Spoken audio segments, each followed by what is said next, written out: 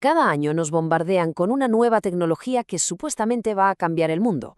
Pero, ¿y si los inventos que de verdad nos definieron como especie se crearon hace miles o incluso millones de años? Vamos a hacer un repaso que es, en el fondo, una cura de humildad y una forma completamente nueva de ver el ingenio humano. Arranquemos con la pregunta del millón. Si hubiera que quedarse solo con un invento, ¿cuál sería? Pero ojo, olvidemos por un momento los laboratorios de última generación y los chips de silicio. La respuesta, como vamos a ver, está enterrada en lo más profundo de nuestro pasado. A ver, parémonos a pensar en esto. Hoy en día nos parece increíble la inteligencia artificial, el metaverso, la edición genética, pero es que todo este progreso se asienta sobre unos cimientos mucho más terrenales.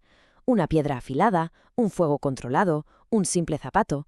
No son solo inventos antiguos, ¿qué va? Son los pilares invisibles sobre los que se ha construido todo lo demás. Nuestro viaje empieza aquí, en una época en la que no éramos los dueños del planeta, ni mucho menos. Éramos una presa más, luchando por sobrevivir como podíamos.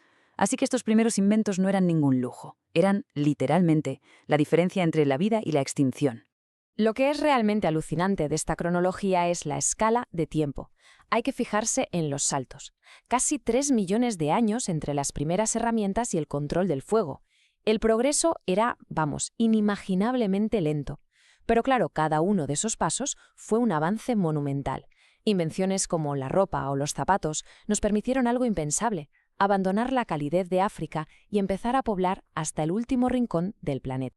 Esta es la tecnología cero, el punto de partida. La primera vez que un ser vivo modificó su entorno a propósito para crear algo nuevo. Con un simple filo de piedra, un humano primitivo podía hacer lo que sus dientes y garras no le permitían: acceder a la médula de los huesos, cortar carne, fabricar otras herramientas. Esto cambió nuestra dieta, y con ella nuestro cerebro y nuestro destino para siempre. Y entonces domesticamos el fuego. Y esto no fue un simple invento, fue una revolución total. De repente podíamos cocinar, y al cocinar liberábamos una cantidad enorme de energía que fue directa a alimentar nuestros cerebros, cada vez más grandes. Nos dio calor, nos protegió de los depredadores por la noche, y se convirtió en el primer centro social de la historia, el corazón de la tribu. La lanza.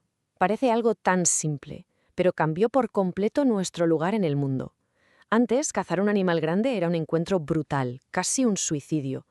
Con la capacidad de atacar a distancia, la balanza de poder se inclinó de forma radical a nuestro favor. Dejamos de ser la presa para convertirnos en el depredador.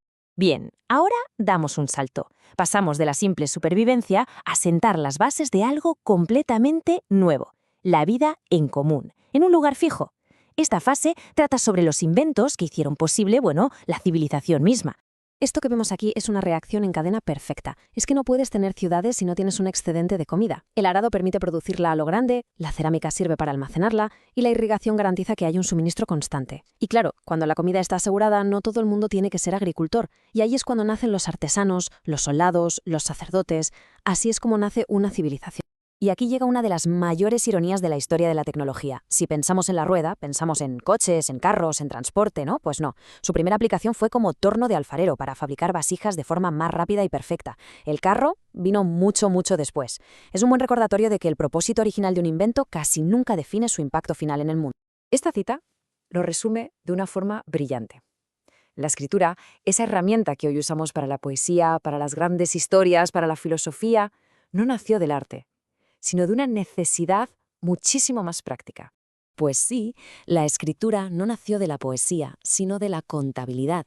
Era una herramienta para controlar inventarios, para saber qué había en cada vasija, cuántas ovejas tenía el templo o quién había pagado ya sus impuestos.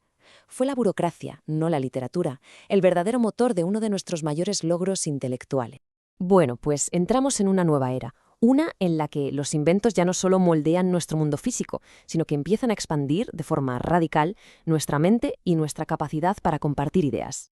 La imprenta de Gutenberg no fue solo un invento, fue un acelerador de la historia. Pensemos que antes un libro podía tardar meses en copiarse a mano. De repente se podían hacer cientos en el mismo tiempo. El conocimiento, que hasta entonces estaba encerrado bajo llave en monasterios y palacios, se escapó, se derramó por el mundo y alimentó las grandes revoluciones que definieron nuestra era moderna. Es increíble pensar que a principios del siglo XVII, en el mismo pequeño rincón del mundo, en los Países Bajos, dos inventos basados en lentes nos abrieron los ojos a dos universos a la vez. El telescopio nos mostró el macrocosmos, la inmensidad del espacio, y nos puso en nuestro sitio, nuestro humilde lugar en él, y al mismo tiempo el microscopio nos desveló el microcosmos, un universo invisible de vida que bullía en una sola gota de agua. ¿Por qué medimos la potencia de un motor en caballos? Pues el término nació precisamente para eso, para intentar cuantificar la fuerza de una nueva tecnología que iba a dejar obsoleta la fuerza animal. Era una forma de decir, mira, esta máquina hace el trabajo de 200 caballos juntos. Y esa máquina era la de vapor. Este es probablemente el punto de inflexión más importante desde que controlamos el fuego. Durante milenios, todo el trabajo del mundo dependía del músculo, ya fuera humano o animal. La máquina de vapor rompió ese límite para siempre. De repente, teníamos una fuente de energía casi inagotable que impulsó fábricas, trenes y barcos. Fue el motor, en el sentido más literal, de la revolución industrial.